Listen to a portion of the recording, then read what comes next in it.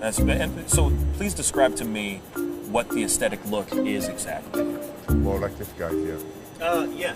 So we'll go ahead and bring Oh wow, you really have to come in here? like this guy. Is this No, is this really happening? He met the other guy behind you, bro. Like, I don't know what you're talking about. I'm right into that bad boy. You can stay right there, behind the camera, behind the camera. No, see, now you got me jealous now. That's okay. That's not no, fair. but you're more in the category like Wilson Reckner, Arnold, okay? My man. Yeah. Arnold Ferrigno. Huh? Okay. Aesthetic.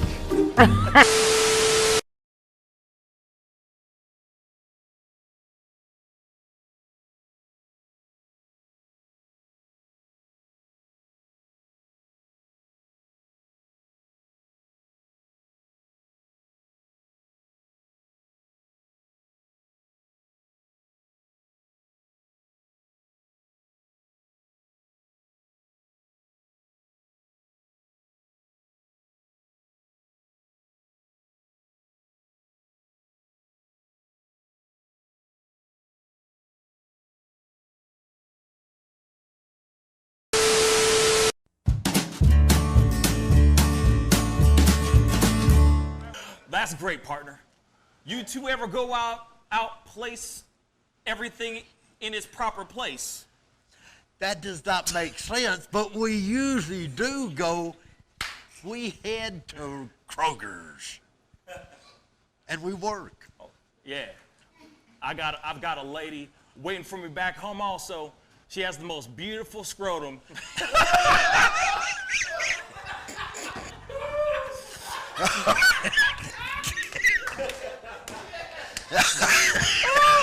Oh, God! And when she sings, she sounds just like a puppy dog.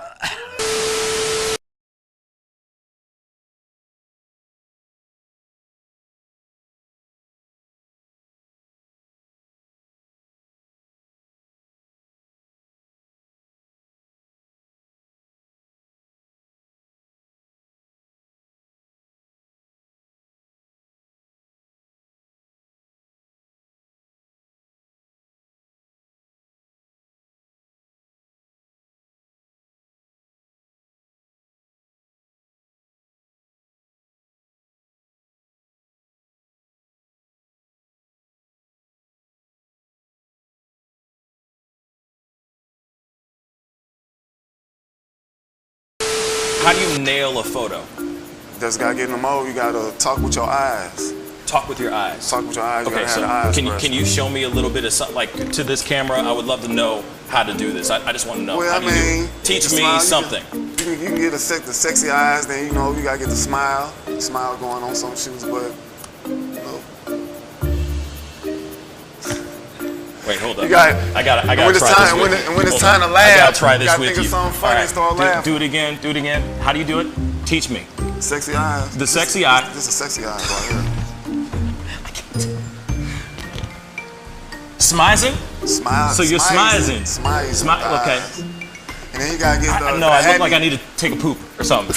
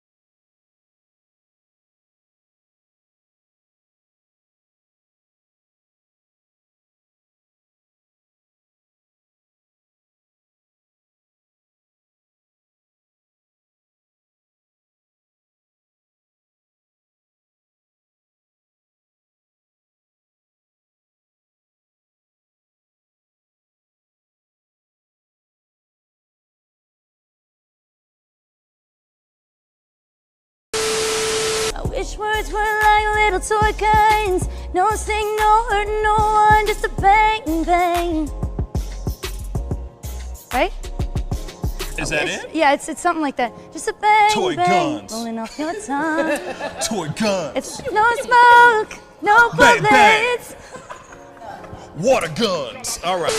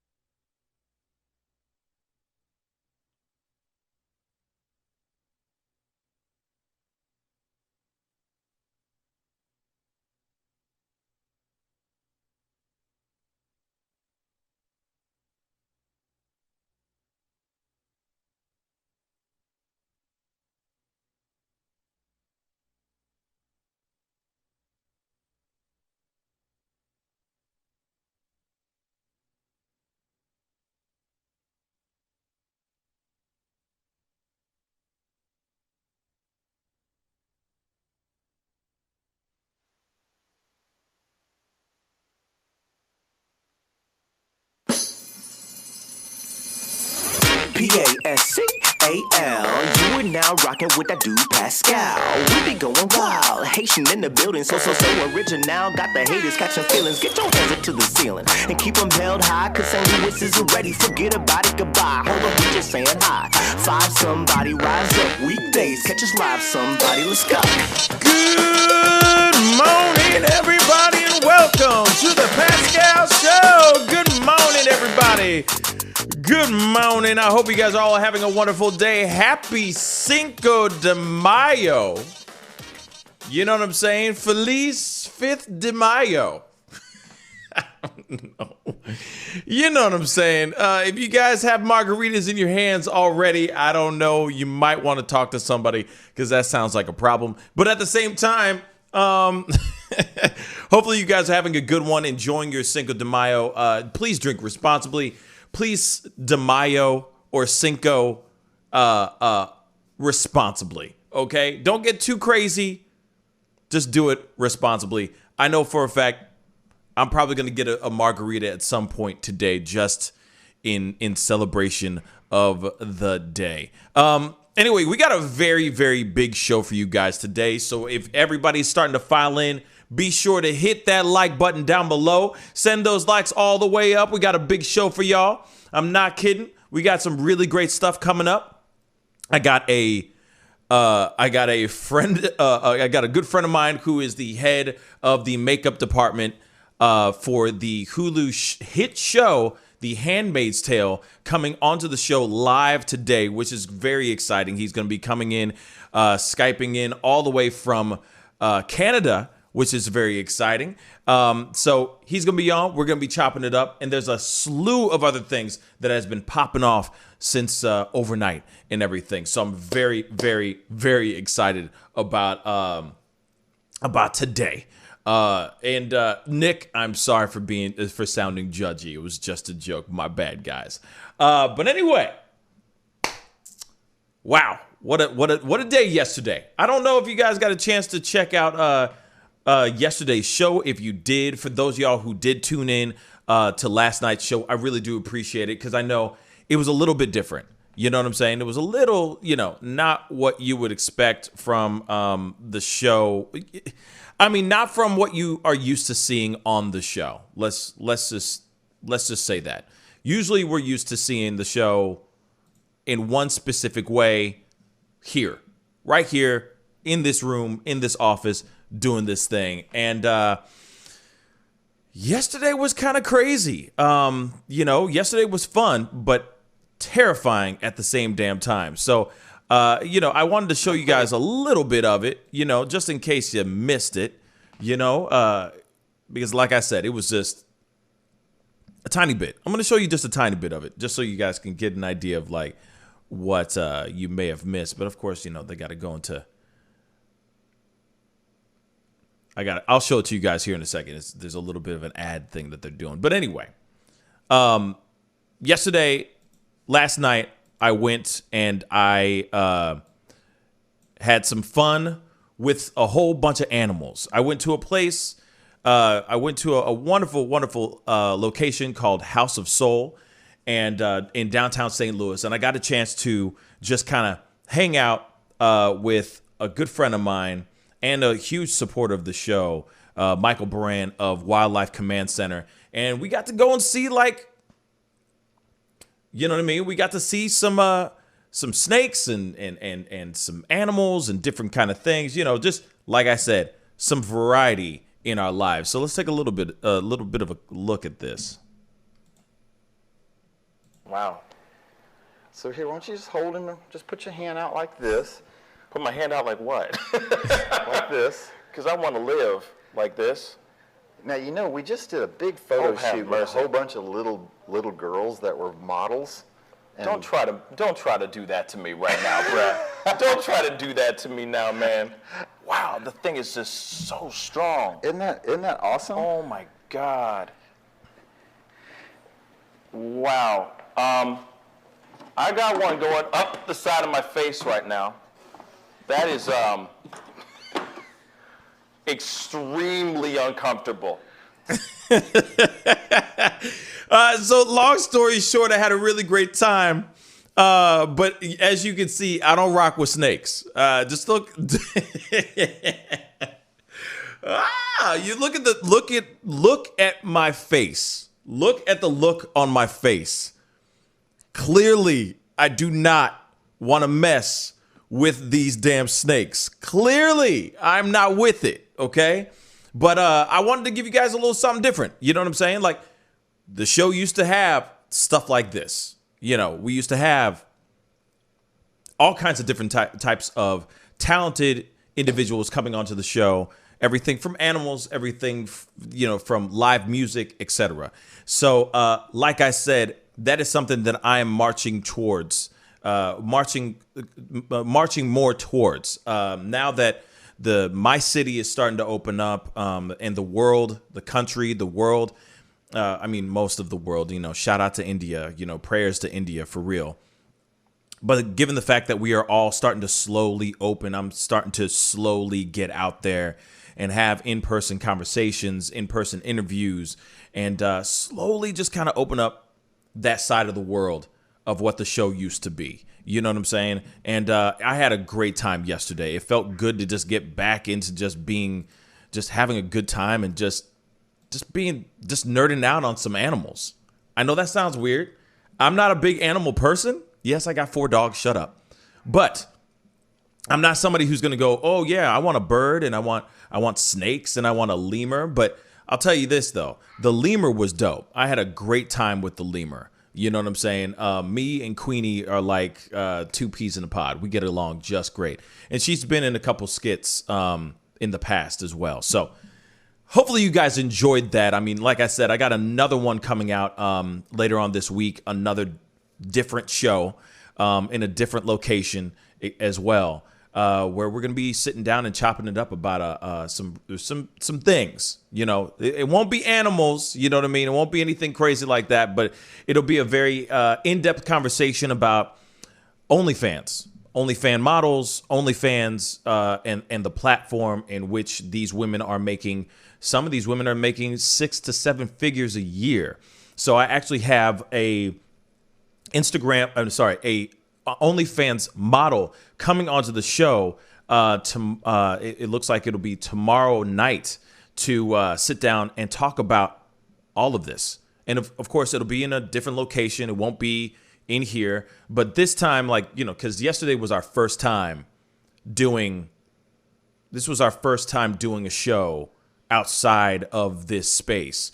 So this time, I'm working towards being able to bring in more things for you guys, so I can be more interactive and I can actually see y'all's chat a little bit easier, so I can respond, read those questions, etc. You see what I'm saying? Like I said, this is something that I'm working towards. So slowly starting to go towards that realm, towards that angle, so that we can have more conversations and also still do phone calls and all that stuff. So the next show, when I do this interview with this OnlyFans model, I will be taking phone calls. We will be reading comments, because we want you guys to be as much a part of the conversation as ever before on this particular one. So you guys don't want to miss this one for sure, because it is definitely a comment. It is definitely a topic that I feel that we all need to comment on and talk about. So that one's going to be tomorrow night. So I'm really looking forward to it. It should be really, really dope. Sorry for all the filler stuff, but I just need to let you guys know what's going on for the course of this week. It's a very big week. So anyway, just so you guys know, tomorrow night it's going to be a different location. Sitting down with JL Sparling. She is a OnlyFans model that makes crazy amounts of money, and we're going to be talking about it. We're going to be chopping it up about that whole thing. So anyway, without further ado, my brother David's in the house. What's it going, bro? Hey man, things are good. Hope everyone in chat's doing good too. I don't got much going on today, but I think I am going to walk down to the Mexican restaurant. It's only about a half mile away, and get a margarita after lunch or something. I mean, it's just a margarita. You know what I'm saying? Yeah. Just one margarita. And it's a walking distance. You know what I'm saying? Just a margarita, just to, you know what I'm saying? Just to be there in spirit. You know, you don't have to tie one on. You feel me? You don't have to go and get all crazy. Just one margarita and keep it moving, baby. You know what I mean? So I think that's what I'm planning on doing later on this afternoon for sure. Once I get every other thing I have to do under the sun done. But I'm definitely excited and happy that the sun is out and that it's Cinco de Mayo. Period. I'm very excited about that. Oh man. His signal has been going in and out like crazy, y'all, and it sucks. It really, really sucks. Hopefully he will jump back on. But anyway, oh, he's with us. He's back with us. Okay, he's back with us. What's up, David? Can you hear me? Yeah, I don't know what happened there. Yeah, I don't know what happened either. I don't know. Is it storming over there? The weather's fine here. I don't know why it's disconnecting. Yeah, I don't know why. Unless there's a storm. There could be one on the way here. It just hasn't hit the valley yet. Yeah, it could be just tripping for the sake of tripping too. Anyway, we got to jump into some stories, y'all. We got to get things moving. So one of our main topics for today is Trump's Facebook ban has been upheld by oversight board, by Facebook's oversight board. The board said Facebook was justified in suspending Trump's accounts, but that the company should reassess its decision to ban him indefinitely. Now, of course, we already know why. There's certain things that we can't say here, okay, because I could get in trouble. So I'm not going to say those things. But we already know what happened a couple months ago. There was a few things that happened. He was using his platforms to say certain things on his platforms, and that made certain people feel some type of way in the Facebook world, and YouTube and Twitter as well. But Facebook has finally come up and said, hey, we need to look at this and see if this is justified. You know, let's just see if banning him on Facebook for this long, if this is okay, right? So, yes, Orange Blast Day, exactly, Winter. All right, so let's take a look at this article real quick. Shall we? All right. So, oh, shoot. Hold up. This thing's tripping. There we go. All right. So, Facebook was justified in banning the then President Donald Trump from its platform after the stuff that happened at the Capitol, but will need to reassess how long the ban will remain in effect. The social network's quasi-independent oversight board said Wednesday. The decision to uphold the ban is a blow to Trump's hopes to post again to Facebook or Instagram anytime soon. So he's also banned on Instagram. I forgot that they Facebook and Instagram are basically one and the same. They own it. So I forgot that he's banned on Instagram as well. But it opens the door to him eventually returning to the platforms. Facebook must complete a review of the length of the suspension within 6 months, the board said. Now, Facebook created the oversight board last year as a kind of Supreme Court to hear appeals from users like Trump who have had their posts removed or who want to challenge other sensitive or contentious moderation decisions. The decisions of the 20-member globe-spanning board are not binding, but Facebook CEO Mark Zuckerberg has pledged to abide by what it says. Given the seriousness of violations and the ongoing risk of violence, Facebook was justified in suspending Mr. Trump's accounts on the day and extending that suspension on the day after that day. Okay? The board said in its decision. The board said that Trump created an environment where a serious risk of violence was possible by maintaining a narrative that I can't even say any of this stuff. I can't say any of this stuff, but you can see it right there. Okay? Its decision focused on 2 Trump posts from that day. This is so annoying. Both praising people involved in the attack. Okay? One post telling the people, we love you. You are very special. Another calling them great patriots and saying, remember this day forever. Okay, so the oversight board said, though it was not appropriate for Facebook to vary from its normal penalties when it made the ban indefinite. Facebook's normal penalties include removing posts, imposing a limited suspension, or permanently disabling an account, the board said. As Facebook suspended Mr. Trump's accounts indefinitely, the company must reassess this penalty, the board said. It is not permissible for Facebook to keep a user off the platform for an undefined period with no criteria for when or whether the account will be restored. So this decision does not apply to Twitter, YouTube, or any of the other services that banned or restricted Trump in the wake of the attack. Okay, so here's the thing. We got to talk about this because this is a very strange and messed up story. Okay, I agree, Chris. Yeah, it sucks. We can, we can read it out loud, or we can read it, but I can't say it out loud, and that's what's so frustrating about this situation in general. But hey, dem are the breaks. You know what I'm saying? We got to keep it moving. All right. Now, here's the thing. Okay, I'm gonna say it. I'm going to say it, and I know that there's some people that feel some type of way because I know that there's some people that are very happy that they have not seen one inkling, one semblance of Trump anywhere. There's a lot of people that are like, we can breathe easy. We can breathe easy. Juanita says exactly, Cinco de Mayo. Adios, Trump, right? There's a lot of people that are like, bye, boy, bye, Felicia. Okay. This is what I have to say about this. And I know that there's going to be people that feel some type of way about what I'm about to say here. I don't think he should be banned for very long. I don't think that. I don't think that they should be lifting the ban here. I mean, he's been banned for 6 months. I think that it's time to let him out.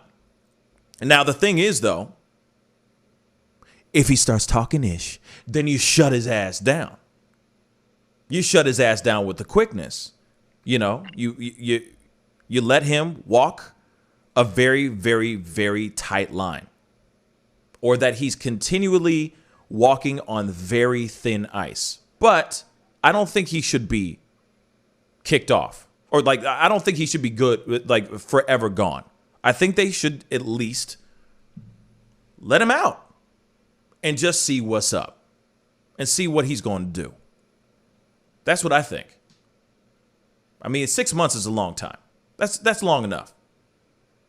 But I also say this from somebody who has been in trouble countless times for doing nothing, right? And I do feel like we are in a world where certain things are being being taken away, like certain things that we can and like that we should be innately be able to do are being taken away from us. Now, he is the extreme of the extreme, but like I said, maybe we could let him out and see what happens. And if it continue, if he's doing anything, then you just strip him of his accounts for good. Let him be banished for good. Throw in a Shakespearean phrase there. But, you know, just let him be banished for good. I don't know. David, what do you think? What are your thoughts? Yeah, I'm not too sure about this one. I mean, he's going to go ahead with his own platform, which, I mean, that's fine. He can do that if he wants to. But as far as the bans go, I thought they were kind of inappropriate when he was still the president, but now that he's not, it's not as much of an issue anymore. I mean, because now he's just a private user, and it's not as much of an issue that he can't use social media anymore. I mean, I do, as usual, it's just like speak out against censorship, but and while I would like when he was in office, I didn't think they should have banned him, but at this point, they should just be treated like any other private citizen because his communications aren't coming from the government anymore. They're just his personal views at this point until he gets, or unless he gets back in office or something. Right. So, I mean, ultimately, I think it's up to Facebook and Twitter and whatever. But I do think it's in their own best interest to not block him and all those materials, because all that's going to eventually do is just have it hidden on other boards where no one's aware of what's going on. And I've actually seen this over the past 3 months, that both Antifa and like Proud Boys and similar organizations realized they had rats in them, and they're starting to like close ranks and stuff to try and keep information from getting out. So I think it is just something. I mean, I'm a big fan of the idea that Twitter and like Facebook should be treated more as a publishing type agency, maybe, or at least some new designation for them. As far as Trump coming back to Twitter and Facebook now, I mean, that's just up to them. I think it would be best if they let him back, because generally when these things get silenced, they don't go away. They actually become more of a problem. It's just that no one's aware of them anymore, so no one's working directly against them. You generally never want to hide your enemies, basically, because then you don't know what they're doing. Facts. Facts. So I mean, I think it's in the best interest of everyone, actually, if he does get his accounts back, because it's not going to stop his messages. It's not going to stop the conversations, but it's going to allow other people to be involved in the conversations and to be aware of what's going on, including, I mean, you know how that news is always happy to report on Trump. So anything he does messed up there, we're going to hear about it. Yeah. It's not going to like slide under if it's under a major network that they keep an eye on. Right. And I mean, you know, and you made a very, very good point there, because why not have him hide in plain sight rather than have him hide? You see what I'm saying? Why have him build another platform, another social media platform in which he's going to bring in all the crazies? Right. I hate to say that, but let's be straight funky. He is going to bring all the crazies, and all the crazies are going to come in, and they're going to all go America, and they're all going to do their thing. And then next thing you know, we're going to have another thing that happened in January. You see what I'm saying? And it's kind of like, all right, well, what can we do that's going to keep an eye on him, keep everybody happy? Well, maybe just lift the ban. So then he just go back. And all the crazies we can see right there. We can just comb through them. If he creates another platform, all of them are going to go over there. Then they're going to say whatever the hell they want. And like I said, chaos could ensue because of that. Chaos can most definitely ensue just because of that. And do we want that? Do we really want that? Like I said, I am not somebody who supports Trump. I am not a Trump supporter. I'm not a fan of him. I think what he has done, how he left his legacy, his presidential legacy, was a terrible way to walk out. But at the same time, and trust me, it has been bliss not having to really hear about him like that. But at the same time, let him out. Just let him do his thing. And like I said, very, very, very thin ice. Just keep a very hard look, like keep your eyeballs on him. And if he starts saying crazy-ish, flip the switch. You see what I'm saying? Terminate. That's it. You know what I'm saying? Yeah. I mean, you also have to consider that, I mean, he hasn't been completely silent. He's still, there's still a strong presence of his supporters on both Gab and the reinstated Parler. So, I mean, there are people out there talking about this. I mean, we're seeing a lot of the same messages as before. And I think if we look back to January when that happened, like the police and the FBI had every warning because those messages were public. They knew it was going to happen, and that's part of why it's so absurd that it went through, because they managed to gather all that information online. It was open for everyone to see. They knew about it. The FBI knew about it. Senators knew about it, but they had that information and chose not to act on it. But hopefully they become aware of that and start acting on important information. But either way, that communication is still going to happen. And it's best if everyone gets to see it, in my opinion. I don't think, because like I said, his groups are growing even stronger now, it seems. Gab and Parler both are growing, and no one's really watching those, so no one's really paying attention to the same kind of, well, some of the same groups that caused violence before. I mean, not everyone on there was related to those incidences, but that's a lot of the main speakers are on those platforms now. Still talking to people, still getting new members, still bringing in new people and everything, but it doesn't get covered anymore. So we have the same situation of this building potential for violence, but we're back to ignoring it just because, I guess, I don't know. We're just back to ignoring it, maybe because it's under a different president or something, but it's a problem that's still growing. You can see it in the increase of mass shootings consistently, and white supremacist groups have been growing since Biden came in. They're arguably more prevalent now than they were six or 7 months ago when Trump was in office. But if you really think about it, the only reason why those things have been growing and have been building is because of what happened in January. If you really think about it, those things happen. So therefore, it emboldens the people because they see that something like that was in their minds a successful moment. You see what I'm saying? When they're storming the Capitol, they're saying, and they got in and they were able to do all those things. There are people out here that feel that, oh, that was a successful attempt. It was success. So that only emboldens the people to rally together, come together as a group, start another extremist, extreme right-wing group of some sort. You see what I'm saying? This is the only reason why this has happened is because of what happened on that day. And then, of course, they're going, well, we ain't done yet, brothers and sisters. We ain't done yet. We got to keep on. We got to get suited and booted. We got to get ready. We're patriots. And then it goes into, and then they create their own little thing. You see what I'm saying? So, I mean, I feel like it's not it's a snowball effect. It's basically what has happened. So, of course, there's going to be new versions of this, that, and the third. You see what I'm saying? There's going to be new versions of these things starting to sprout off in different areas because they saw what happened in January. They see that being a successful thing. And now they want to continue.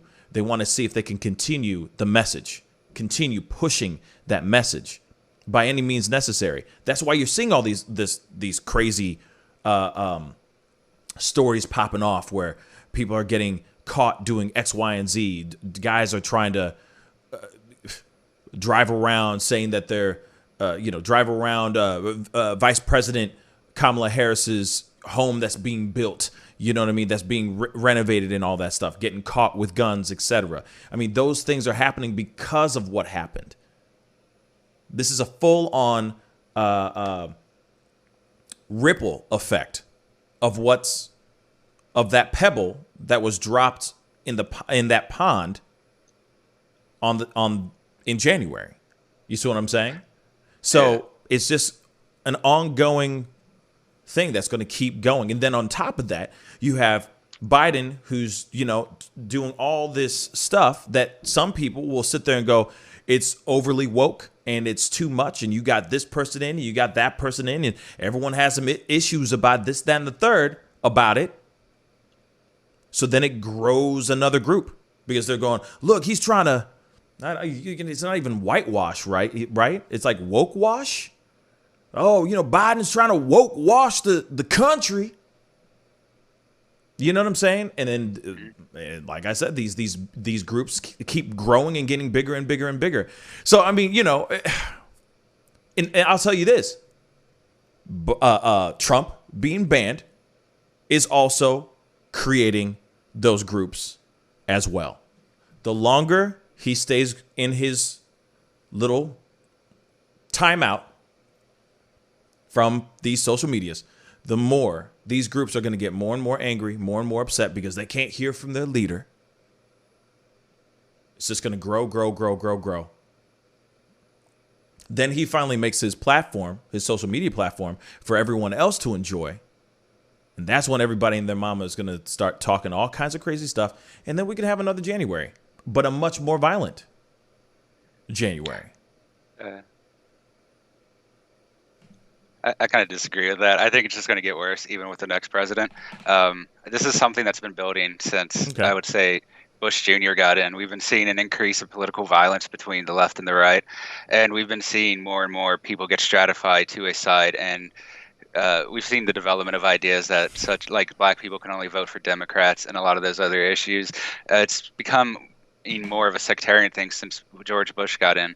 And I mean, it's not like Obama made it any better. A lot of people lost trust in the government and in him after he expanded the Patriot Act that he promised to get rid of.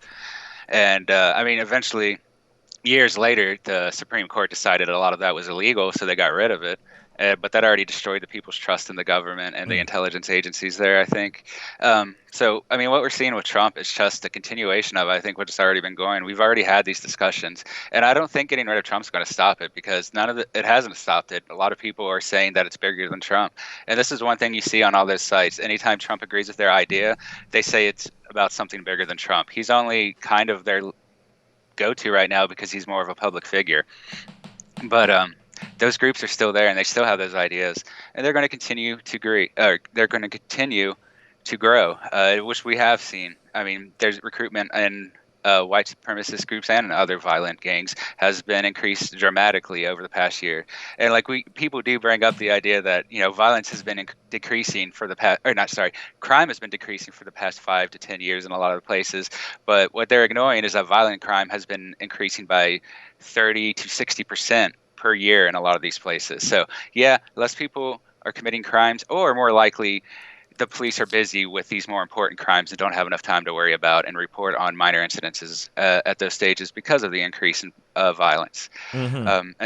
And I don't think Trump did anything to turn that around. He just continued to make things worse. And the only thing people did, a lot of more moderates liked about him, was stuff he kind of did by accident, like not working with the military-industrial complex and all of that. Mostly because they were allied with more of the Democrats at that point, or like the core Republicans, just not the Trump Republicans. I mean, he just further damaged the government's trust for basically the other side at this point. So we have an environment now where no one trusts the government, and the government is more involved in our daily lives than ever, trying to give us daily guidance on how to act and how to behave, even though a lot of those times are contradictory to the studies that they're referencing. I assume they don't read them or something. I don't really know. It's not uncommon for them to have aides read it and just brief them on that, because a lot of these things are 60 pages and they never read them. They just have an aide go through it and give them a quick briefing. Mm-hmm. But either way, I think this is going to continue. The next election will be in response to Biden. A lot of people are angry at Biden. Of course. Yeah. And you have even a growing movement in the left now that seems like they're less willing to stick with the Democrats, kind of considered it a final betrayal of their more liberal ideas, like not just the Bernie supporters, but you see this with the Yang supporters and with the I forgot her name, Tulsi Gabbard. You see this with her supporters as well. So like I said, I don't think it's going to get any better, honestly. I think the next election will be in response to Biden. He might lose and we might get somebody like Trump in again. Or there might just be a new popular face that comes forward, because right now the government is so untrusted and both sides are so hated that one charismatic individual could easily just slip right in and start taking control in ways that Trump maybe wanted to but couldn't, because he just did not have that sort of charisma to attract everyone. He only has a charisma that, I mean, he does have charisma. It's just not the one that like everyone agrees to. I would argue that it's more of a like Southern style charisma in a lot of cases, or maybe more like a just an older person, traditional. I guess I don't know. I don't know many people Trump. I don't know anyone Trump's age actually, so I can't really say about that too much. So I think having Trump back is the best bet, because we did have that information, and if the government had treated Twitter seriously like it did after the event, those people would have been arrested, because those messages, those plans were all public. Everyone knew about it. People went there to record it for news things, and there were people there to witness it. And it's just, I don't think hiding that's going to make it better, because like I said, they're still recruiting it. And this is the same kind of philosophy as like with the KKK. Like they don't just raid and close down the KKK, but the FBI watches every single individual that's associated, because if they close down the KKK, those people aren't going away. They're just going somewhere that the authorities can't see them anymore. They still have that hate. It's grown more because you got rid of their support, and now they want to strike out against the government. And as well as obviously black people. I mean, that's where the KKK developed, of course. I mean, that's their origin, and their still purpose is white supremacy. But by watching them, we have far less of problems with them. This is why KKK doesn't get away with any major attacks, but groups that we aren't paying attention to, like, say, Proud Boys or I can't remember the other names. But, there's been a few individuals from both to cause increases in violence. And, we can't ignore that as well. Riots have been increasing as violence across the board, and it's not always tied to the politician.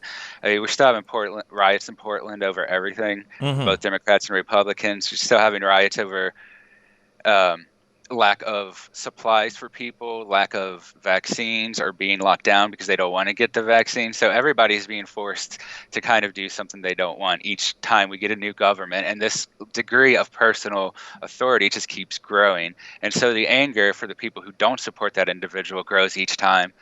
And it becomes more and more sectarian as people just kind of try to one up the other side. I don't think that's a good way to do it. I mean, I've seen in Gab and some in Parler that they are still planning occasional meetings, and they still happen. Sometimes you see them in the news show up as a small riot, but if the FBI was watching that, I can watch it, and I don't even have I don't use any kind of technology to get around security or anything. I just show up and talk, convince people that I'm not against them, basically, and to get the information. So as simple as that, huh? Yeah. And the violence is going to continue. I don't think it's going to get worse. We might get Biden again next time. I kind of don't think we will. I think we'll get a response to Biden. I think if we do actually get Biden again, the Republican response will be even worse down the line. And of course, I'm not saying it's going to stop there. I do expect it to continue, at least at this rate, I would think for at least a few more presidents, just the way we're going, because we're still building up on this violence and on this tension. We haven't had that release yet. We haven't had catharsis to bring peace back. So until there's some retribution between the people and the government from all sides of the people, because no one's really happy with the government, I think this violence is going to continue to increase, because even the racist violence is becoming more political, because Black Lives Matter has been tied inextricably to the left. And even if personal grassroots Black Lives Movement Matters aren't involved with all of those, they pretty much associate it with that organization that originally started. It's because one of the situations where there is no good resolution, because at this point people are so unhappy with the back and forth that neither side is extreme enough to satisfy their base anymore. And that means the moderate voice is just kind of going away, and we're tending towards extremism. This is just kind of the development of fundamentalist beliefs that when you're in a time of trouble, everyone tries to cut down to a core idea and decide that everything should be decided by that. And I mean, we're not at that point. There's no consensus anymore, and there's no willingness to work across the line. I mean, you see this now. A lot of people say that they want it. A lot of people did say they wanted to have, like, get this over with, get rid of Trump, and then everyone would be happy, start being peaceful towards these Trump supporters that you may not have liked before. But we're getting the opposite of that. We're getting people that still do not want these Trump supporters to be involved in anything. And I'm not just talking about criminals. I'm talking about regular protesters, regular fans or voters who thought Trump was a good idea or who thought Biden was a worse idea. Right. And these people, I mean, I don't think anyone is satisfied with what's happening right now. I mean, people on the left are mad at Biden because he's increasing the size of child camps. He's been okay on the environment, but he's been just doing a lot of things that have caused more issues with this, not to mention the infrastructure strikes on civilian roads in foreign nations. And things just are not going to get better. If we get a strong leader, we might get there, but we don't have anyone in Congress, and I don't think Trump's a strong leader, and I don't think anyone that's currently a politician is a strong leader, so we don't have anyone to unite us. We need someone to come out of kind of left field, maybe a third party. Hopefully that happens, and we might get a chance to get something that people want, because, you know, you won't just have the situation anymore where the Democrats can promise all the left things. You'll have multiple people promising aspects of the left that will actually meet the desires that people have. And this is the same thing. If Trump creates his own party, you're going to start having two different groups there, the more economical Republicans, and then you're going to have the more cultural Republicans with Trump. Right. And that's not going. I just think that it's going to continue. So I hope we figure out a way to calm down. What we really need is a leader, and there just isn't a strong leader in America right now, at least as far as I know or am concerned. Or at least we have not no voice. Or at least not what the parties are actually pushing out right now. Right. I mean, that's basically what's going on here. Is that we are literally looking at Trump, like the Republican Party is looking at Trump and leaning on Trump in hopes that Trump, he's the great hope. You know what I'm saying? In their minds, rather than trying to find other options or trying to find different leaders that are out there, strong leaders that support their values, support their views, etc. But unfortunately, we got to jump off here. We got to go into a quick commercial break. But when we come back, I'm with Burton LeBlanc. He is the head of the makeup department for Hulu's hit show, The Handmaid's Tale. We'll be right back. This is The Pascal Show. Bye. Love, peace, and wellness for the holidays. Don't cancel them. Prepare, STL. Decorate. Make it as normal as you can, but slow the spread of COVID. Wear a mask. Wash your hands. Watch your distance. Prepare, STL, helping St. Louisans of color prepare and prevail. But you see how he makes these S's in his body right here? That's where he's hanging on, and then he's moving forward with the locomotion of his ribs. That is classic Missouri rat snake right there. So I'm gonna go ahead and grab him before he gets into a hole. Now, these snakes are not biters. They won't bite as long as you don't squeeze them. If you just stop them like this, it'll freeze them, and then you just gently pull them back. As long as you don't squeeze them, they won't bite. Yo, Mike, what's up, man? Guy? Good to see you, man. Yeah, so Sugar Fire. Yeah. Fully open, right? Yeah, we're pretty much open. So you can't sit inside yet. Monday you can sit inside a little bit.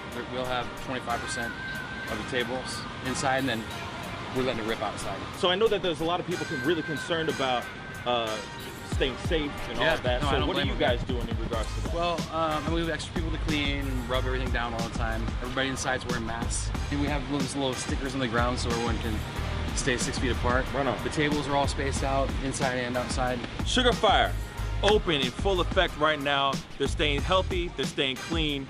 Go get you a rack of ribs. Sugar Fire, open right now. Thanks.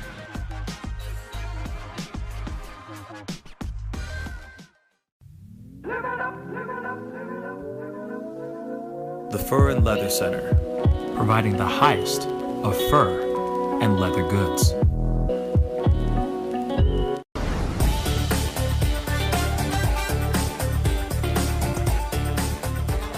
will perform tonight. I can't make this interview boring because this man is too exciting as a host. And I'm truly saying this, and if y'all can't do this, me and this man here is going to leave and go somewhere else where we can get some love. I want everyone in the building to say, I love Pascal on the count of 3. 1, 2, 3. Wow.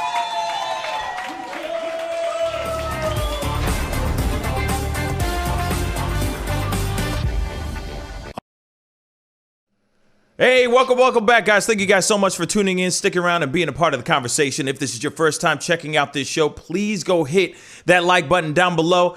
And of course, if you're a first-time watcher of this show, crush that subscribe button. I do this show Monday through Friday, 9 a.m. Central Standard Time, and I do an evening show at 7 p.m. Central Standard Time. So please crush that subscribe button. And if you're feeling so giving, I do have a join button as well. Become a Pascal Show family member. It's $4.99, all right? That's $4.99. Helps me fuel this show so I can keep giving you your stories of the day, all right? So crush that join button down below. That would really mean a lot. Anyway, we got to jump into this. I'm very excited. I've had this man on the show before. He is a very, very heavily talented and heavily awarded makeup artist. He is the head of the makeup department for the hit show Hulu's very own The Handmaid's Tale. Please welcome my brother, Burton LeBlanc. What's up, man? How you doing, my brother? Hey, how are you? Good to see you. Yeah, man. Wow, really good to see you. Thanks for having me back. It's been a long time. It has been a long time. So, okay. Obviously, we got a lot to talk about, okay? The Handmaid's Tale just came out, just debuted. It's 4th season last week. 3 episodes were dropped ahead of time, which, by the way, y'all, if you haven't seen it yet, you need to watch these episodes. Wow. That's all I got to say is wow. I'm a big fan of the show. No lie, this is not a joke. I'm a huge fan of the show. So, and I think it's very well done. Elizabeth Moss is just a beast. Like that's an acting class every single day, every single time I see her on camera. But the show is absolutely amazing, and the makeup is on point. What you guys do on that show is absolutely amazing.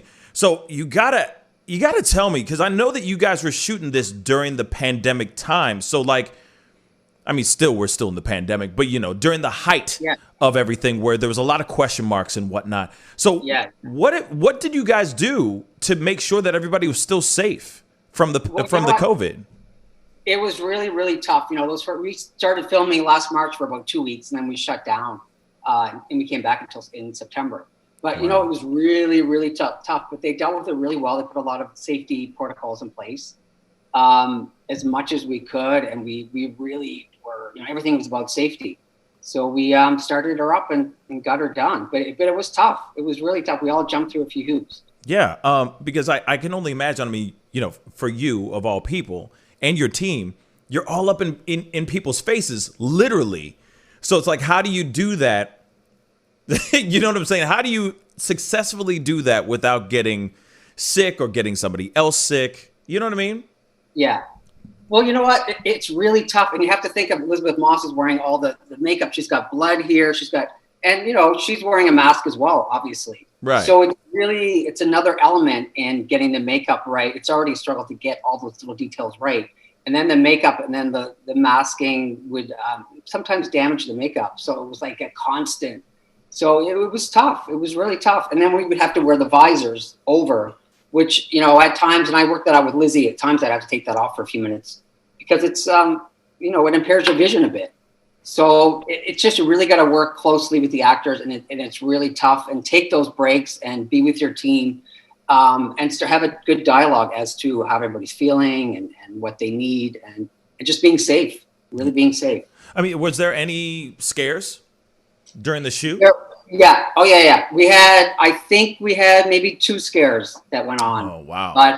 But it was really contained really quickly within, I think we shut down for maybe 2 or 3 days. Yeah. And it was great. It was very contained. It wasn't spread out really quickly because we had all those safety protocols in place. So it didn't spread. It didn't go through the whole crew quickly, which is great. Right. So it worked out really well that way.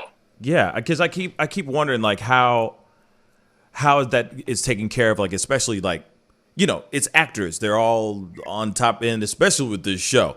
Everybody on top of everybody. So it just makes you wonder how they were able to, you know what I mean? If there was a scare or if there was a little spike, how you are able to kind of stifle that with the quickness. So that's very fascinating. Definitely. I think all the shows out there going, I think there's always been a little scare too with all of them, which is, it's hard not for that to happen.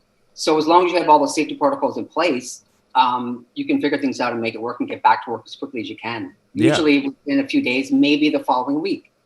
Yeah. No, and that makes total sense. So let me ask you this then. When it comes to the this new season, all right? Yeah. What's like the hardest thing? What was the hardest piece that you had to work on for the show? If there's spoilers, it's okay. You could tell me. It's fine. No one's watching. Dropped, so yeah, nobody's watching. You know what? It's just keeping all those elements exactly the same because people have a certain expectation of the show now, and I don't want to be that one to mess it up. Right. So you just keep those expectations high. All those little details, you know, in the eyes and the color, the skin tone, the fingernails dirtied up. All those little details still have to play up that have played. You know, when we start off season 4, episode 1, it's continuation from last season. So that's all got to match up. And then we go on from there to more, you know, the heavy duty kind of crazy stuff that she's getting herself into. So more intensified makeup. Absolutely. Yeah. Oh, yeah. And I know this show gets, I mean, I've seen all Super 3 intense. seasons before. It gets really, oh my Lord, it gets very intense. I mean, like, okay, so for speaking from creator to creator, right? Artist to artist, you know how like we do these, we do these pieces, we get done. We put that up, we present it to the world, and we always sit there and go, that could have been better, and that could have done, and I missed that part, and that could have been better. Do you ever do that? Like when you're watching, like when you watch the show, do you watch your work? That's actually a question in itself. Oh, absolutely. And when we're filming, I don't know if people realize it, as we're filming each scene, each shot throughout the day when we're there at work, we've got monitors over in the back, you know, behind set. Right. With multiple sets of monitors. So I'm there watching, and there's bigger ones, more color corrected, intensified monitors, the larger ones that I'm behind next to the director of photography. So I can really get in there and really see on those tight close-ups. Right. So absolutely. I'm right in there. And if you didn't have OCD before, the show makes you have, you know, as a makeup artist. But super intensified. And yeah, I do cringe. And, you know, I do watch it, and I've watched the first 7, and I've watched the first few a few times now, and I'm better now as I watch it. Like I make peace with certain little details that maybe cringe more when I watch it the first time. Right. No, and I totally understand that. Well, okay, so then I gotta ask, what is a show? Yeah, we're going there. What is a show that has absolutely the worst makeup? Right now, a show that's right now.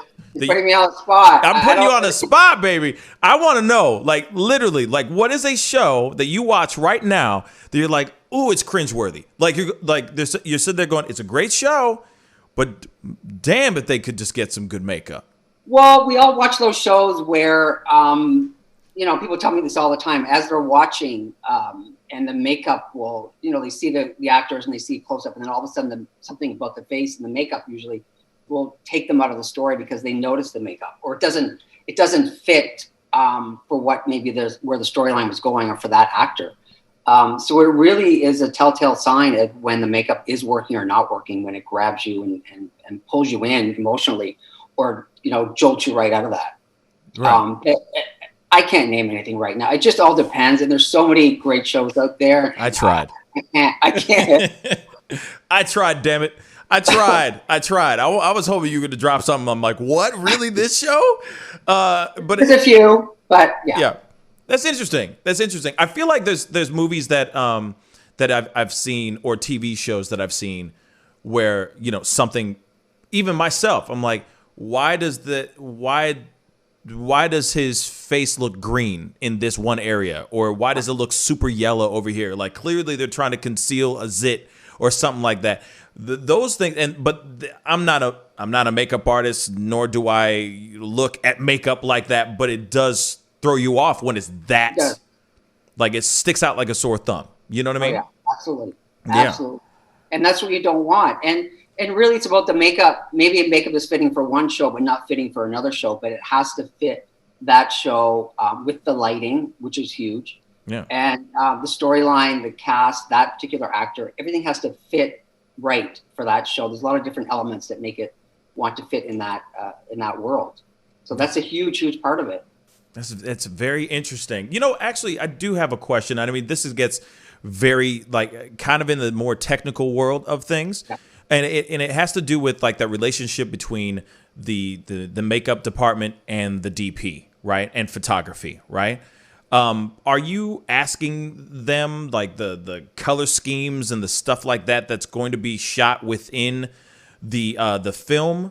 You see what I'm saying? Before you actually apply that particular makeup, where it's like, okay, is this going to be a cool look, or is this going to be a more warm look? So you try to match the color temperature, if you will, of the actual scene with the makeup.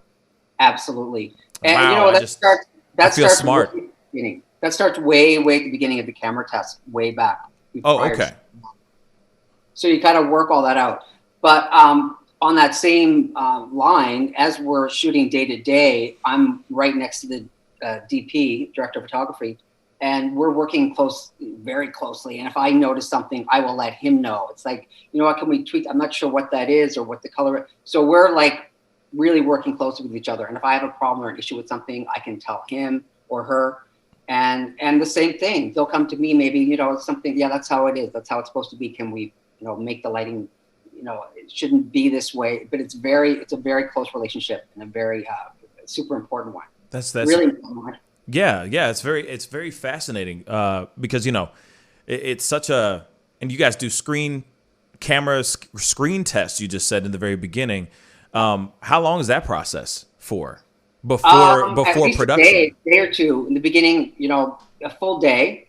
And then as the show goes on, like any time that I would like a camera test for any one of the characters or maybe a new makeup on June or Lizzie Moss, I can request that. So I can set that up and have that done. So because it's that important, it's got to be right. And it's got to be, sometimes those last minute adjustments, there's not enough time with, you know, the scheduled day. So you want to get that all in working order and all, you know, ahead of time, making sure that works. But, but it's a huge deal. It's a really important issue. Wow. Okay. So aside from The Handmaid's Tale, do you have any other projects that you're about to sink your teeth into right now? I have one coming up beginning of June for a couple months to feature. It's called The Luckiest Girl Alive with Mila Kunis. It's a mystery. So something completely different, a little bit of fun. So yeah. Nice. And is that going to be a comedy or is that a drama or? It's a drama. It's like a mystery thriller, bit of drama. Oh, okay. Yeah. That's exciting. That's exciting. Yeah, it'll be fun. Looking forward to it. Yeah. Are you guys already in pre-production for that right now, or? Well, I've got the script for it, so I'm just kind of, you know, going at that and getting ready for meetings in a few weeks. That's exciting. That's exciting, man. So for those of y'all that are out there that have any questions, like that have that burning question, I got to ask you. And I've asked you this before, but I'm going to ask you again because I know that there's new faces and new listeners on the show now. The show's grown since the last time you've been on the show. So I got to ask you again. For those people out there that are looking to get into your side of work, what's that one bit of inspirational piece of advice that you can give to an aspiring makeup artist? I think just know exactly what you want. I think I said this before. Just really have a clear idea where you want to go, because there's so many different areas and avenues you could go. You can go into fashion, makeup, you can go into the film industry, you can go into all different areas. So just know exactly what you want and have a clear plan. Keep your mental health in check. Just be, lots of sleep, all that basic stuff. I mean, for me, I work out, I go to the gym, I keep myself healthy, which is a really big deal. So all those healthy steps, lots of sleep, lots of rest, make sure that's there and have a plan and lay it out and stick to it, stick to your guns and keep going with it. Yeah. I mean, I say keep hammering it out. You know what I mean? Keep Keep Don't going give after up. it. That's what you really want, then you won't give up. But you just got to keep going at it. Absolutely. Absolutely. I understand that there was a question here from the in the chat, but I didn't see it. Hold on. Let me see if I can find it real quick. Gotta love this live. Hold on. I love this show, man. I love this live. It doesn't even feel like it. I mean, it's great. It's a great show. I love being here with you. Thank you, man. I appreciate it. Paula, by the way, Paula McClellan on Facebook said, "Woo, Burton does amazing work. Praise be." Under his eye, right? Nice. Thanks, Paula. Where I don't see this. I don't see it. So if David did ask a question, have him ask it again, because I don't see it. Oh, he asked about 10, 12. Man, you're asking way back here. Hold on, sorry about that. I'm trying to get the questions for you. You know what I mean? I don't see it anywhere. I don't see it. Well, I don't see it. Unfortunately, it's not here. But Tracy Plank said, "It's so good to see you again, Burton." And she said that on Facebook as well. Tracy's a big fan of the show. Hi, Tracy. Oh, Tanny Vane. Sorry. So Tanny Vane, David asked if it was difficult to get colors right for different complexions and lighting. There it is. Is it difficult to get? Well, you know what? We start off in the morning in the trailer outside of set, obviously, and out of the proper lighting. But is it difficult? Well, you just really have to know your color and your color corrections, and get all, because we deal with so many different colors and foundations and the broad spectrum of people. You just really have to get it right. And even if you're unsure or something doesn't quite seem right, when you get to set in that lighting, you can really have a really better look at it, because sometimes it changes a bit. Yeah. So that's where you can't let your guard down. You really just have to be with that person and follow them up and make sure everything looks right throughout the whole day. So it's really a full-time, the whole day kind of job until that person is done. That's crazy. Have you ever had to bring somebody, you did the makeup in one spot, take them under the light in the set, on set under the lights, and go, "Whoa, we need to redo this whole thing all over again"? Well, Has that ever there's happened? always tweaks. Yeah, maybe not to that degree, but there's always tweaks. Even with Lizzie, for me throughout the day, I'm like stuck by her side. Sometimes I think, I'm always doing little tweaks on her face, and even for me, sometimes it doesn't look quite right. So I'm constantly jumping in, and I'm up to what's wrong with something. But it's a constant tweaking. You can't just leave the makeup and expect it to stay throughout the day as you first set it throughout the day. I mean, you got to really be on it and tweak it. Yeah, that makes sense. And then you get to a rhythm, and you know exactly. I'm sure you guys have everything written out. Like, okay, this actor has this makeup type thing, and it's all notes. It's all just documenting in notes, right?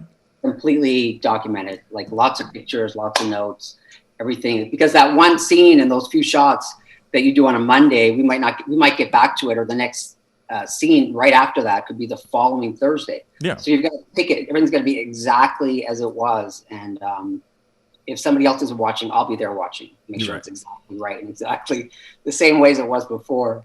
Yeah. No, and it makes sense. You know what I mean? That OCD starts kicking in. You're like, nope. More dirt onto those nails, man. More dirt. Tammy from the Block asks on YouTube, one of the last questions. I got to make this awkward for you, okay? So, who's your favorite cast member? Boy. Yeah, get yourself in trouble right now. It's an obvious question, I think. That would have to be Lizzie. That's Lizzie Moss. She's my girl. She's a beautiful person, and she's the best, and a joy to work with. She seems very cool. You know what I mean? But I can go ahead. I'm sorry.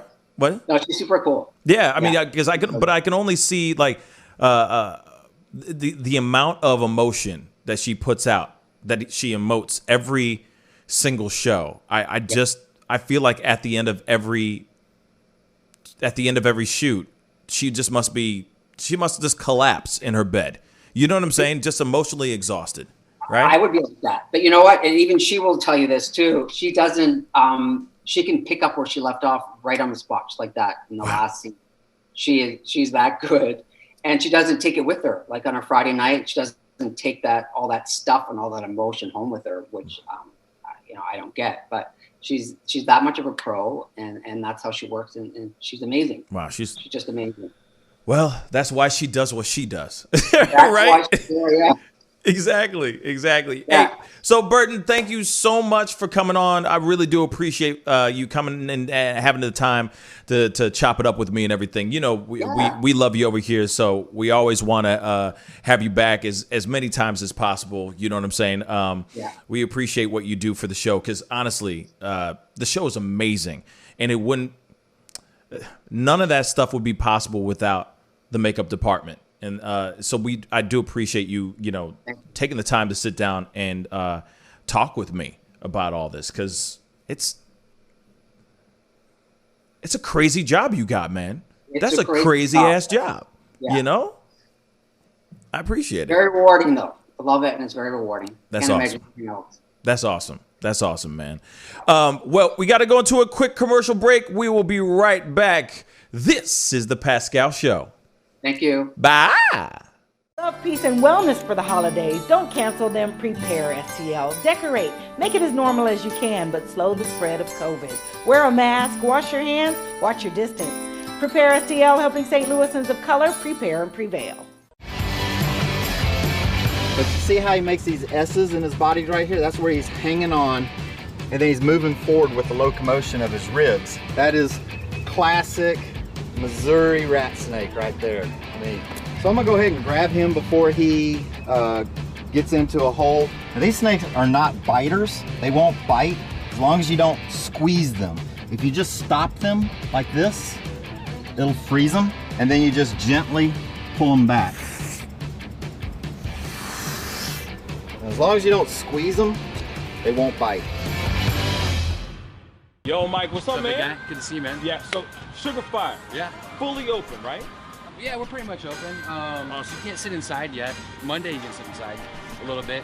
We'll have 25% of the tables inside, and then we're letting it rip outside. So I know that there's a lot of people really concerned about staying safe and all that. No, so what are you guys doing in regards to that? Well, we have extra people to clean and rub everything down all the time. Everybody inside's wearing masks. And we have little stickers on the ground so everyone can stay 6 feet apart. Right on. The tables are all spaced out, inside and outside. Sugar Fire, open in full effect right now. They're staying healthy, they're staying clean.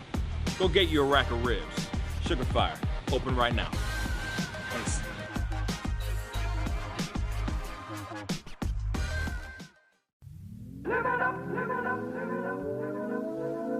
The Fur and Leather Center, providing the highest of fur and leather goods.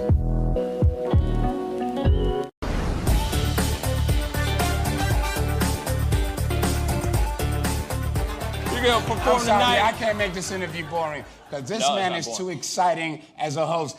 And I'm truly saying this, and if y'all can't do this, me and this man here is gonna leave and go somewhere else where we can get some love. I want everyone in the building to say, I love Pascal on the count of 3. 1, 2, 3. Wow.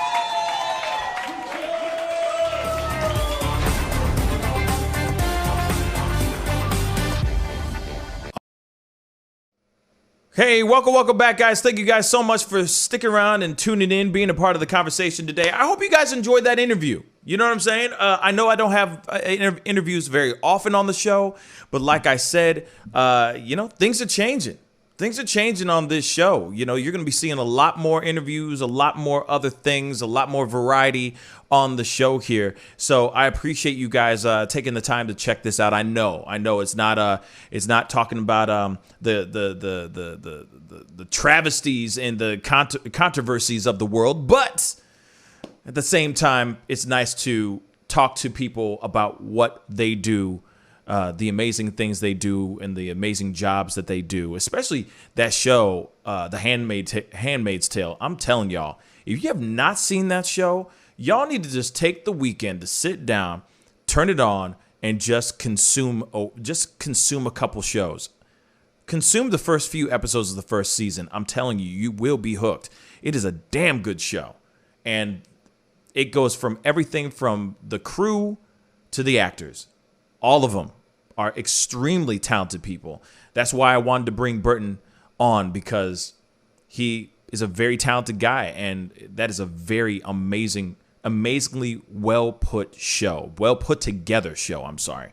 So definitely check it out when you get a chance. You know what I mean? So I hope you guys enjoyed that conversation. You know what I mean? And by the way, I didn't know it was Tanuvane.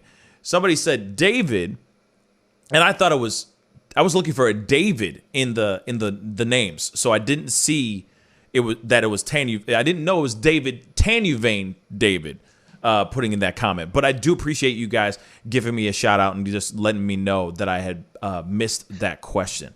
All right, and you guys are a part of the conversation too. So if you have questions, whatever, please comment. Keep commenting. I'm still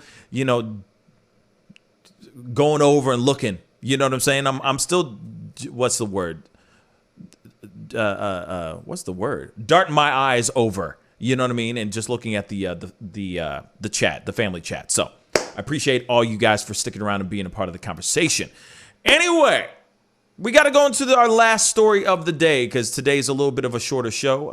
But I will be on tonight at 7 p.m. Central Standard Time. All right, man.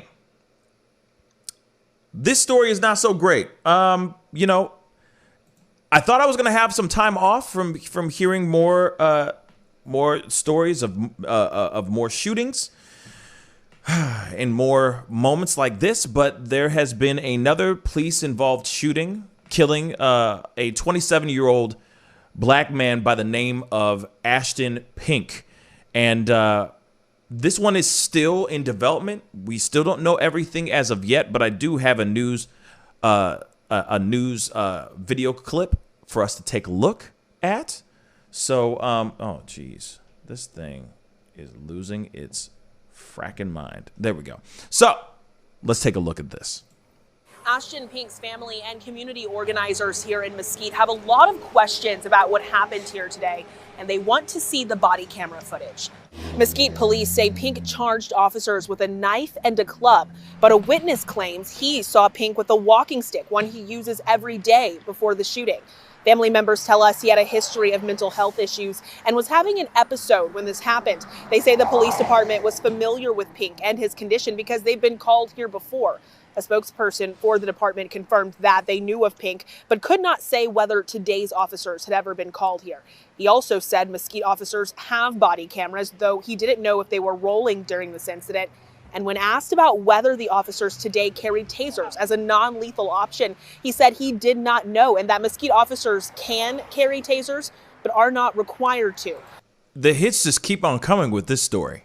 A family friend and a community organizer say that is an issue. There's no reason why any police officer should be able to make a choice whether or not to use lethal or non-lethal situations. And when you're using a technique that's 25, 30 years old, that's not going to help anybody. I spoke with Ashton Pinke's family's attorney today. He said he expects the family to address the public tomorrow. The two officers involved in the shooting are on administrative leave. Both officers have more than 20 years of experience. In Mesquite, I'm Morgan Young. By the way, Morgan has been on the show, interviewed on the show a few months back, just so you know. So shout out to Morgan. She's a friend of the show, and it's weird that she's reporting this and she was on the show. It's just interesting how the world works. All right, but this is like we already know, a terrible story. They say that the body cams could have been rolling, but they may not have been rolling during this time. They're saying that the cops have the choice whether or not if they want to have tasers on their person or not. Like I said, the hits just keep on coming with this particular situation. We don't know what was going on. We don't know if it was a knife or, we don't know if it was a knife or if he was holding his walking cane. Now they're saying it was a knife and a club.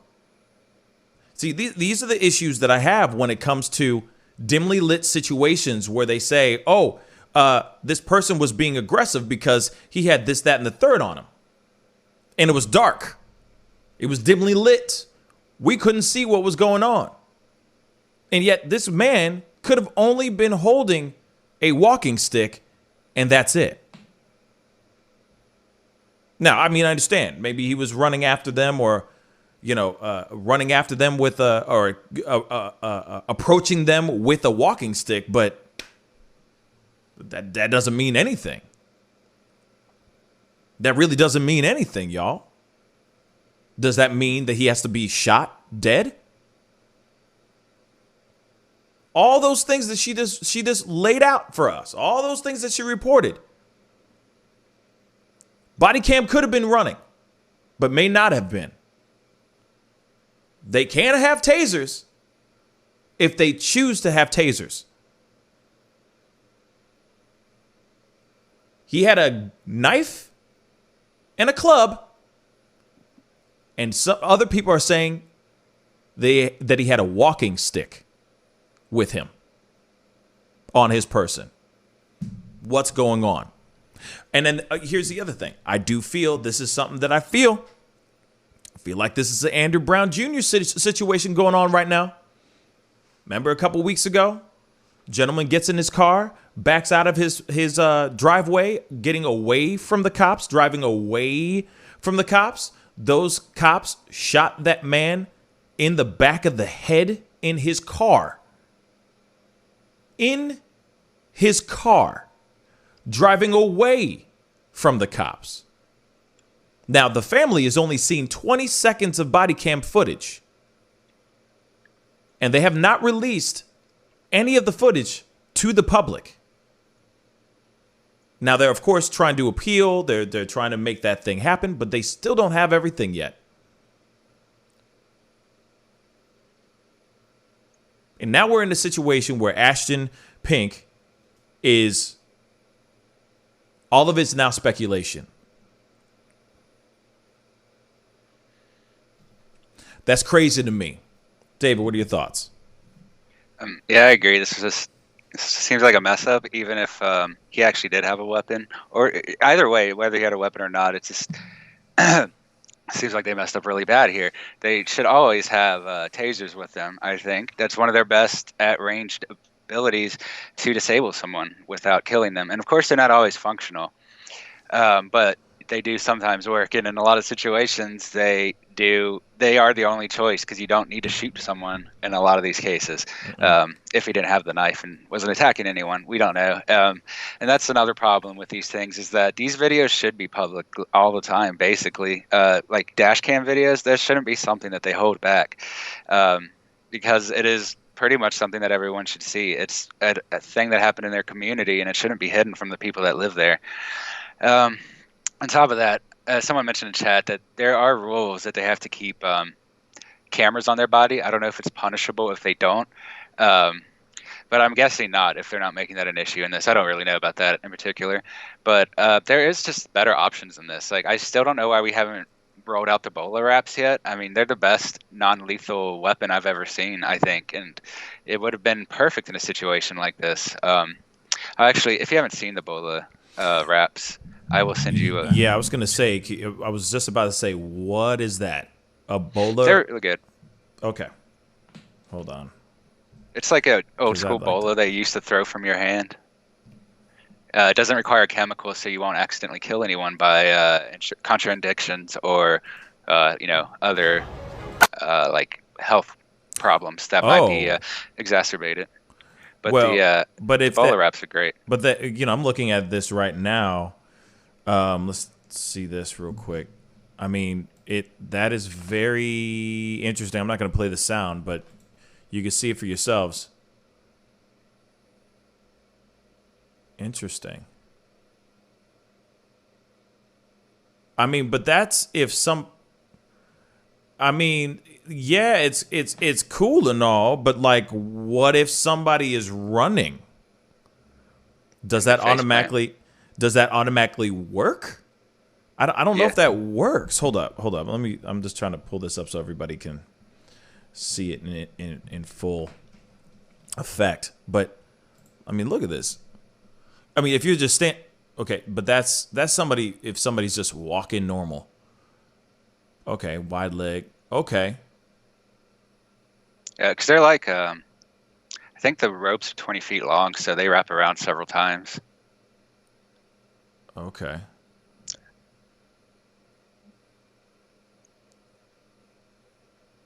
And then they just show in slow-mo what it does. That's crazy. I mean, it's dope. It's dope. And I mean, it's better. It's something other than just somebody getting dead. You know what I'm saying? So, I mean, I'm not against that idea. But I feel like it may not work every time. But, hey, it beats getting somebody shot dead. It beats having a hashtag. You know what I'm saying? It also provides a non-lethal option if they are being charged by somebody, because a lot of times they're afraid because tasers do only work out in the field. I looked at it; they range from 40 to 60% of the time they work. So that's 40 to 40% or so of the time when they will not work. And I think this is like one of the situations. Like if we looked back at say Micaiah, if he had the Bola gun. Or the Bola wrap, and he came out at the same time, he might have been able to just wrap her arms up and disable her that way if he was able to fire it in time. Because that was a situation where I do not think a taser was appropriate. But I think the Bola wrap may have very well have kept both of those girls, both of the girl alive, and because like this is one of the situations again, like when we remember, if we look back a little bit, when the guy with the knife just walked straight into the convenience store and he got lit up by everyone because they couldn't stop him. They tried the taser there too. The Bola wrap, he would have been laying on the ground. He wouldn't have been able to walk until they I think they're magnetic or they lock together in some way, but they don't come off easily. I mean, that's one way to stop somebody with a deadly weapon, and then just wait until they stop swinging the knife around or something, right. And then take care of them. I think it's the best option for non-lethal force because chemicals are dangerous. You can't really use that because anesthesia is too specific. It will kill a lot of people. Basically, a dose for a say 80-year-old would not have an effect on maybe a 20-year-old, but if something that has an effect on a 20-year-old could be lethal to a child because the same degree of tranquilization is just too much for a smaller body to handle. I mean, so that's why I don't think tranquilizers or chemicals are a great idea, including pepper spray. I don't think it's a great idea because some people can just walk through it, and at other times it can kill people. That's why the officer at the Capitol died. It was probably because of the gas that the protesters brought, not the mace they were using, but it was still ultimately killed by the same chemical. Yeah, I mean, it could be chemicals in general, just messing with chemicals can be very, very dangerous for sure. And I mean, I do agree with that we just got to find a new way of doing things. Because obviously a taser, if it's a cold night and the guy is heavily layered, a taser's not going to work, right? It's not going to penetrate through that thick jacket or through that thick coat, right? So sometimes that doesn't work out. But then you have, something like what we just saw, the Bola wrap. The Bola wrap. I could see something like that working on certain occasions, but I feel like somebody who tries to shoot that, and especially if that person is running away or is fast, I could see somebody being able to dodge that stuff with the quickness, with ease. You know what I mean? Not all the time, but I'm just saying. But there's got to be new ways. There's got to be new approaches to dealing with these situations other than just pulling out a gun and start blasting. And I feel like cops are only known. I mean, nowadays we're just seeing cops only knowing or only seeing that they only have one choice, and that's to pull out their gun. You know what I mean? And that gets really that's terrible. It's getting old. Now it's becoming a problem where they just go, oh, he's getting aggressive, bang, bang, bang, bang, bang. And if there was a way to do something where we could find something more effective, that'd be amazing. But I feel like the more things, I don't know. I just think like the more other alternatives that they try to find, I feel like the more they're going to say they're not as effective as using a firearm. Or they're going to go, well, we had the choice between the bowler wrap or a gun. And they're going to go, well, I felt like this guy was, I felt threatened, so therefore, gun. I mean, that's what it seems like. I mean, look at Dante Wright's situation. Look at Dante Wright's situation. Pulled out her taser and started. It's not even laughing matter. I'm not trying to laugh at it, but I'm just saying. Shot him. Point blank range, because she made a mistake. Thought it was a taser. I don't know how that happens. And then I keep thinking in my head, it's like, why not just take away the guns? What if they were to do that?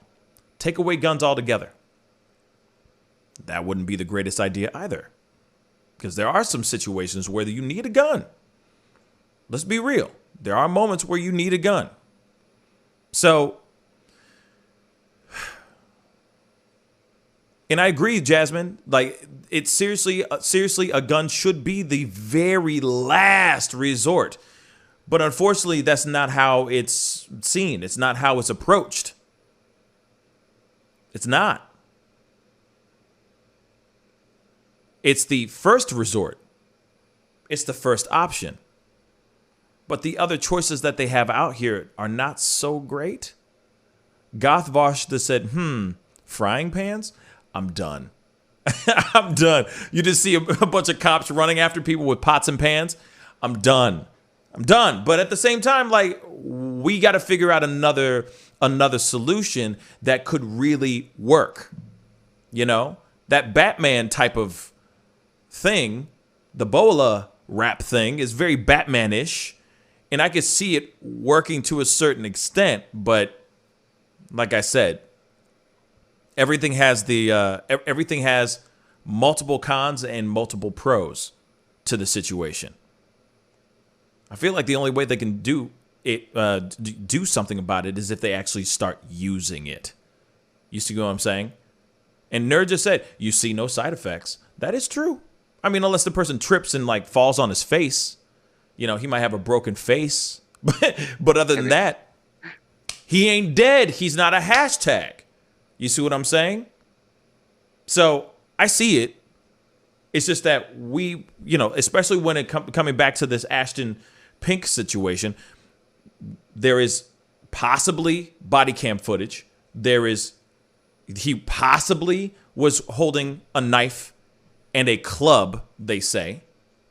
The cops possibly could have used a taser if they chose to actually have that on their person.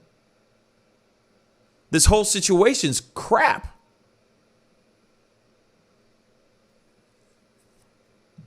The whole situation's crap. Siri has a good point there. Watch people getting them around their necks and being strangled. That's a good point too. Then you have those freak accidents, right? Then you have that happen as well with that Bola rap thing. So there is, I mean, there's a lot of pros and a lot of cons to each and every single situation. And yes, there's going to be freak accidents like that too. You know, we've heard these stories about people getting tased to death because somebody just kept tasing them, kept repeatedly shocking them over hundreds of times.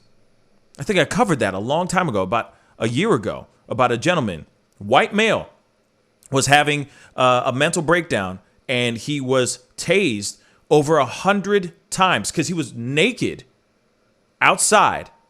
And apparently the cops felt like he wasn't complying, and they continued to tase him over and over and over again till he died. So there are terrible, terrible scenarios with every single weapon, for sure. For sure. But in most cases, those situations are he was tased, he was arrested, he was put into jail, and he lives on to fight another day. He is not a hashtag. We're going to have to sit here and see what happens with this story with Ashton Pinke, because I'm sure people are looking into this for show. I hope that there's body cam footage. or I hope there was a bystander that was there that could have seen what was going on, so that we have some footage to see what was going on. Maybe some surveillance cameras that are going on in the streets, something. Because the fact that they're saying that he had a gun, but he didn't. Had a knife, but he didn't. It's very fishy to me. Very fishy to me. Yeah. What thought I had? I mean, I don't know that he has the knife or not. I'm not saying he did, but you do have a lot of the canes. No, it was alleged. Friends that carried him. Yeah. Some of the canes do have like knives in them. It could have been one of those cases too. It's true. True. Unfortunately, we got to wrap up the show. We definitely will see what happens. I mean, as the story develops. I mean, because this is brand new. This happened last night. We're going to find out more information as the day goes on. So I will be on here to let you guys know what's popping off here in the very, very near future. All right, guys. But anyway, I got to get going. David, thank you so much for being on, my brother. Yeah, it was a good show, man. Yeah, man. Had a really great time with everybody. Huge thank you to Burton LeBlanc for being on. I really do appreciate him coming on and chopping it up about The Handmaid's Tale. Go check it out on Hulu. It is now, their latest episode is up today, right now as we speak. So go check it out when you get a chance. I got to get going. I appreciate all y'all. Be on the lookout for some pop-up videos that are going to be coming up here very shortly. All right. Shoot. I will be on tonight at 7 p.m. Central Standard Time, so be on the lookout for that as well, okay? And it looks like it will be a VIP show as well. So tune in, be a part of the conversation, and I'll see you guys then. Be good to yourselves. Be good to one another. I'll talk to you guys soon. This is The Pascal Show. Bye. Peace and wellness for the holidays. Don't cancel them. Prepare, STL. Decorate. Make it as normal as you can, but slow the spread of COVID. Wear a mask. Wash your hands. Watch your distance. Prepare, STL, helping St. Louisans of color prepare and prevail. But you see how he makes these S's in his body right here? That's where he's hanging on, and then he's moving forward with the locomotion of his ribs. That is classic Missouri rat snake right there. So I'm gonna go ahead and grab him before he gets into a hole. Now, these snakes are not biters. They won't bite as long as you don't squeeze them. If you just stop them like this, it'll freeze them, and then you just gently pull them back. As long as you don't squeeze them, they won't bite. Yo, Mike, what's up, man? Guy? Good to see you, man. Yeah, so Sugar Fire. Yeah. Fully open, right? Yeah, we're pretty much open. So you can't sit inside yet. Monday you can sit inside a little bit. We'll have 25% of the tables inside, and then we're letting it rip outside. So I know that there's a lot of people really concerned about staying safe and all of that. So what are you guys doing in regards to that? Well, we have extra people to clean and rub everything down all the time. Everybody inside's wearing masks. And we have little stickers on the ground so everyone can stay 6 feet apart. Right on. The tables are all spaced out, inside and outside. Sugar Fire, open in full effect right now. They're staying healthy, they're staying clean. Go get you a rack of ribs. Sugar Fire, open right now. Thanks.